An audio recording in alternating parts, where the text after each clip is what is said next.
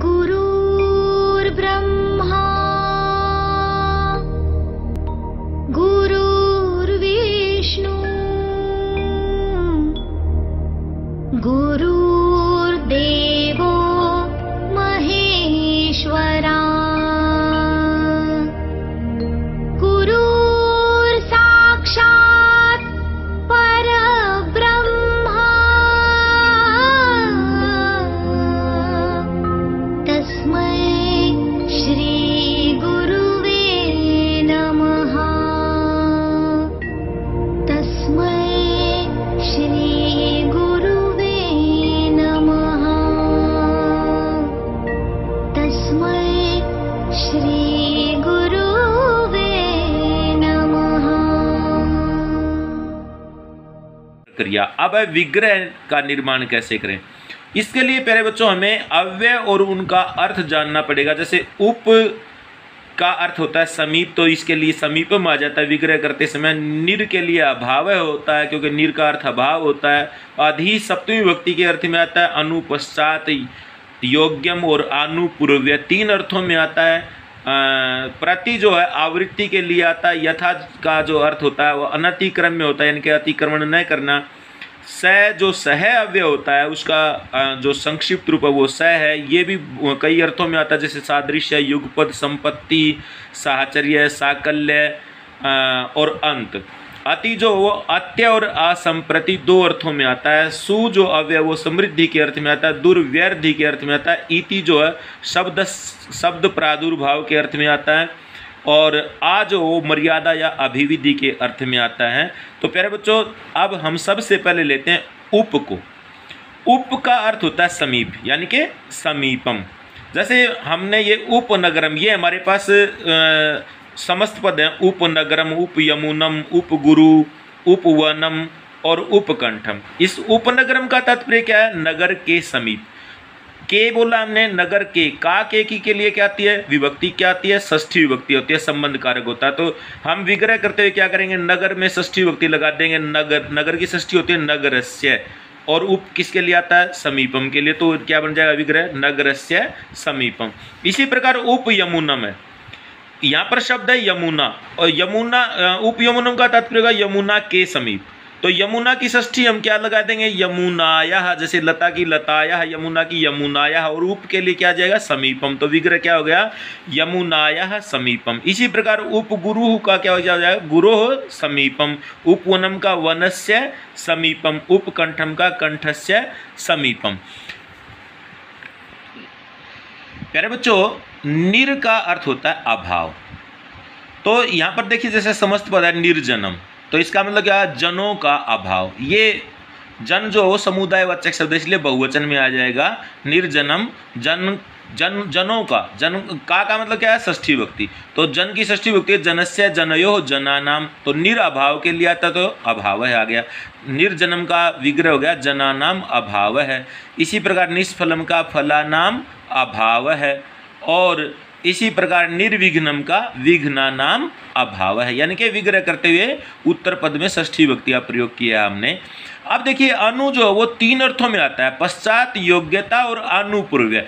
देखिए आप इसको ध्यान से सीखिए कि हमें पता चल जाएगा कहाँ पर किस अर्थ में जो है अव्यय होता है। ये सब ध्यान से पढ़िए। ये है अनु विष्णु, अनुरथम, अनुयमुनम, अनुरूपम, अनुव्रतम, अनुगुणम, अनुज्येष्ठम, अनुवृद्धम, अनुबालम। हमें ये पता करना है कि कहाँ पर अनु जो वो पश्चात अर्थ में आता है, कहाँ पर योग्यम अर्थ में आता है और कहाँ पर अनुपूर्व्य अर्थ में आता है। देखिए जहाँ पर ये पीछे कोई व्यक्ति या वस्तु, यानी कि ऐसी वस्तु या व्यक्ति जिसको हम देख और छू सकते हैं, वहाँ पर अनु पश्चात अर्थ में होता है। जैसे विष्णु है, रथ है, रथ को हम देख और छू सकते हैं। यमुना है, नदी है, इसको हम देख और छू सकते हैं। ठीक है, तो यहाँ पर अनु जो है पश्चात अर्थ में होगा। तो विग्रह करेंगे, देखिए हम जैसे अनु विष्णु, विष्णु के पश्चात। और काके के लिए षष्ठी विभक्ति, तो विष्णु हो पश्चात, विष्णु में षष्ठी विभक्ति लगा दी। अनुरथम, रथस्य पश्चात, रथ में षष्ठी विभक्ति लगा दी। अनुयमुनम, यमुनायः पश्चात। अब ये देखिए अनुरूपम, ये रूप, व्रत, गुण, ये ऐसे शब्द हैं जिनको हम देख और छू नहीं सकते। ठीक है ना। तो यहाँ पर जो अनु है वो योग्यता अर्थ में होता है। जैसे देखिए अनुरूपम, तो रूपस्य योग्यम, अनुव्रतम व्रतस्य योग्यम, अनुगुणम गुणानाम योग्यम, क्योंकि गुण जो है बहुवचन में होता है।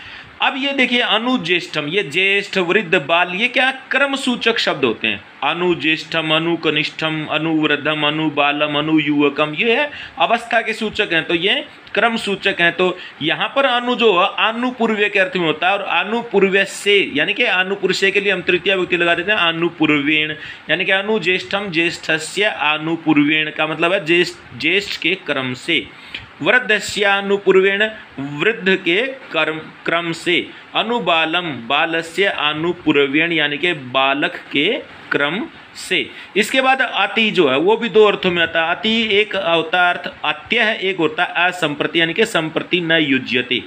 ठीक है, संप्रति माने होता है अब, और संप्रति न युज्यते मतलब जो अब उचित नहीं है। जैसे देखिए यहाँ पर देखिए हमें कैसे पता करेंगे कि यहाँ पर अत्यर्थ में या असंप्रति यानी कि संप्रति न युज्यते के अर्थ में। जैसे ये अति यौनम, अति हिमम, अति शीतम, ये जो उत्तर पद है यौवन, हिम और शीत, ये नश्वर यानी कि नष्ट होने वाली हैं। ये इनका विनाश हो सकता है, नष्ट हो सकते हैं। ये एक किस्म से संज्ञा शब्द हैं। तो अति यौवनम भावाचक संज्ञा है, तो यौवनस्य अत्य, यहाँ पर अति जो वो अत्य अर्थ में है। ठीक है, यौवनस्य अत्य है। अति हिमम हिमस्य अत्य है, हिम का विनाश। अति शीतम शीतस्य अत्य है, शीतलता का विनाश। यहाँ पर देखिए ये अति निद्रम, ये जो उत्तर पद में ये क्रियाएं हैं, ठीक है ना, अति निद्रम, अति पठनम, अति रोदनम, ऐसे ही अति हसनम हो सकता है।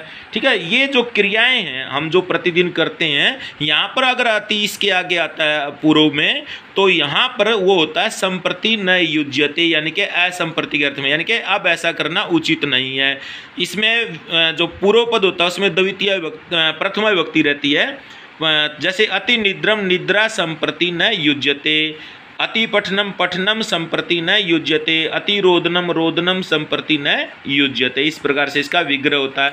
प्रति जो होता है प्यारे बच्चों वो आवृत्ति के अर्थ में होता है। आवृत्ति का मतलब होता है रिपीटेशन, यानी कि एक शब्द को बार बार बोलना। यहाँ पर देखिए आप अंतर समझिए, यहाँ पर कुछ शब्द हैं प्रत्येकम, प्रतिरूपम, प्रत्यर्थम, प्रतिग्रामम, प्रतिगृहम, प्रतिदिनम।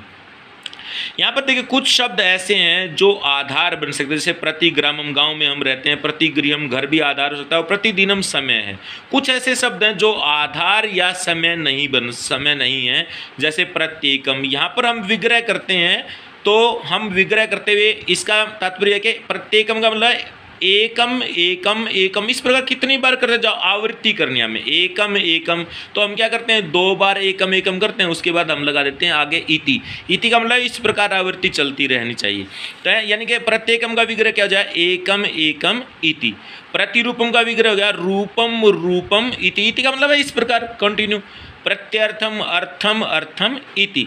यहाँ पर देखिए प्यारे बच्चों, जो शब्द उत्तर पद में जैसे ग्राम है, ये आधार बन सकता है, इसका विग्रह करते हुए प्रायः सप्तमी विभक्ति का प्रयोग किया जाता है। ग्राम की सप्तमी होती है ग्रामे, और इसी प्रकार रिपीट करना हमने, आवृत्ति करनी है। प्रतिग्रामम का अर्थ है ग्रामे ग्रामे इति। ठीक है, प्रतिगृहम का विग्रह होगा गृहे गृहे, और भी कर सकते हैं हम, गृहे गृहे गृहे। आगे लगाना हमने क्या है, इति, इसलिए हम 2 के बाद इति लगा देते हैं। प्रतिदिनम दिने दिने इति। प्रतिमासम ये भी क्या है, समय है, मासे मासे इति। प्रतिक्षणम क्षणे क्षणे इति। प्रतिनगरम नगरे नगरे इति। प्यारे बच्चों, यथा अव्यय जो वो अनतिक्रम्य के लिए आता है, और अनतिक्रम्य का अर्थ होता है उल्लंघन न करके, यानी कि को न लांघ कर। और को प्यारे बच्चों क्या है, कर्म कारक, और कर्म कारक के लिए कौन सी विभक्ति आती है, द्वितीया। जैसे ये समस्त पद है यथाशक्ति, तो इसका विग्रह क्या हो जाएगा, शक्तिम अनतिक्रम्य, यानी कि शक्ति को न लांघ कर, द्वितीय विभक्ति का एक वचन लगाया हमने। यथा भागम भागम अनतिक्रम्य, यथा बलम बलम अनतिक्रम्य, और यथार्थम अर्थम अनतिक्रम्य।